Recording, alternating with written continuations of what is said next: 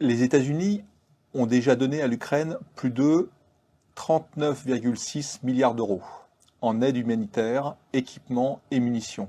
Cela peut-il continuer, surtout à l'approche de la présidentielle américaine? Alors le problème des Occidentaux en matière d'aide à l'Ukraine n'est pas un problème financier. Je pense que les Occidentaux ont suffisamment d'argent, si on peut dire ça comme ça, suffisamment d'argent pour payer à l'Ukraine. Donc le problème n'est pas là. Le problème est dans les capacités matérielles qu'ils peuvent offrir à l'Ukraine.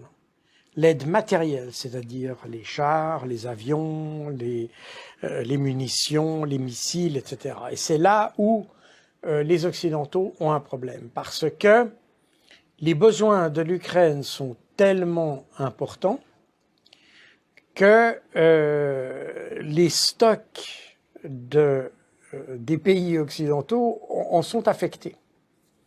Il y a eu une étude qui vient de sortir et qui a été faite par un centre d'études stratégiques américain, le CSIS, qui a calculé le temps qu'il faudrait pour reconstituer les stocks de l'armée américaine.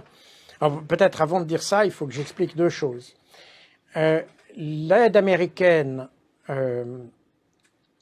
pour l'Ukraine, elle se décompose en deux parties. Il y a d'une part l'aide à l'Ukraine en tant que mesure d'urgence. C'est une aide qui est fournie par le gouvernement américain avec l'approbation du Parlement, c'est-à-dire du Congrès, et qui accorde des crédits pour l'achat de matériel ou pour l'acquisition, etc. Donc, si vous voulez, c'est des crédits qui serviront à acheter les matériels et à les envoyer en Ukraine. Voilà.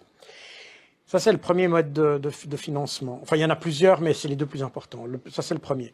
Le deuxième plus important, c'est ce qu'on appelle le Presidential Drawdown Authority, c'est-à-dire l'autorité ou l'autorisation du président de retirer du matériel des stocks de l'armée.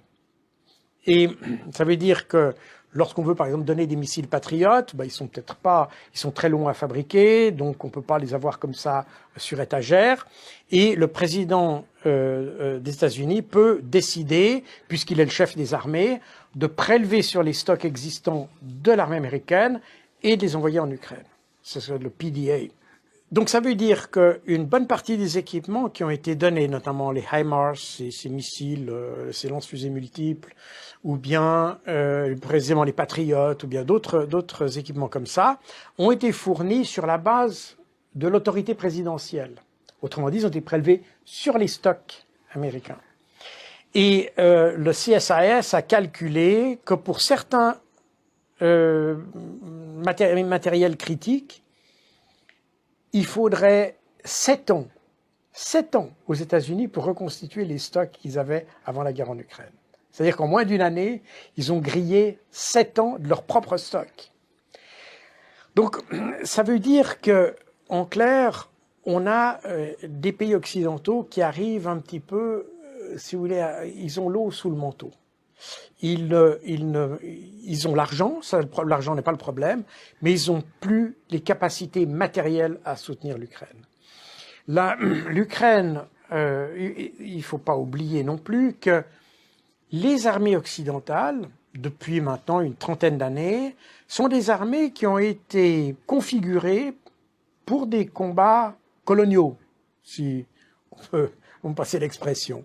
C'est-à-dire des combats contre des armées ou des forces qui sont technologiquement moins bien équipées, qui sont plus faibles, qui n'ont pas de blindés, qui n'ont pas d'aviation, qui n'ont pas de matériel hautement sophistiqué, etc., etc.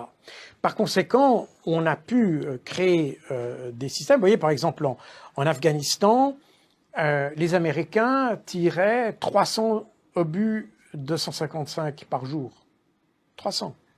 Les Ukrainiens en tirent 3000 par jour. Donc, on voit bien que la configuration des armées occidentales pour les opérations Moyen-Orient, antiterroristes, correspond plus du tout au profil qu'il faudrait pour soutenir une armée dans une guerre conventionnelle.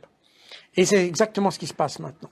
Par conséquent, au-delà du problème financier, c'est tout simplement les capacités matérielles, les capacités industrielles aussi, parce que quand on dit matériel, il y a un moment, il faut produire le matériel qu'on n'a plus, ou bien produire du matériel qu'il faudrait pour l'Ukraine, et nous n'avons pas les chaînes de production pour ça. Et aucune entreprise va mettre en place une usine ou une chaîne de montage, de production, pour quelques mois, ou pour, si vous voulez, une durée qui est indéterminée. Pour eux, c'est un investissement. Donc, les Occidentaux sont un peu là, dans un cul-de-sac actuellement, au niveau des équipements qu'ils peuvent fournir. Voilà où est le problème pour les Occidentaux aujourd'hui. Pour les Ukrainiens, ils sont dans un dilemme parce que et on le voit très bien avec cette contre-offensive qui s'est finalement enlisée, parce qu'on a fourni à l'Ukraine, par-ci, par-là, 10 chars, 20 chars, 30, etc. On a donné du matériel qu'on a un peu parsemé comme ça, que les Ukrainiens ont tenté, tant bien que mal, de rassembler et de mettre en cohérence, ce qui n'est pas toujours évident, parce que ce sont des matériels qui ne sont pas faits pour coopérer ensemble, nécessairement. Vous avez des matériels qui ont été conçus selon les besoins britanniques, d'autres qui ont été conçus pour des besoins américains, d'autres pour des besoins français, etc. Et ils n'ont pas nécessairement été conçus pour les mêmes logiques d'emploi, pour les mêmes rythmes d'emploi, pour les mêmes conditions d'emploi, parce qu'ils n'ont peut-être pas nécessairement les mêmes qualifications personnelles, etc., etc., etc. Donc les Ukrainiens ont fait de tous ces équipements, ils ont fait de leur mieux pour avoir une armée qui ait une certaine cohérence, mais ça n'a quand même pas suffi pour cette offensive. Donc, on arrive maintenant un peu à un moment de vérité quelque part, et on s'aperçoit que on a beaucoup vécu sur des fantasmes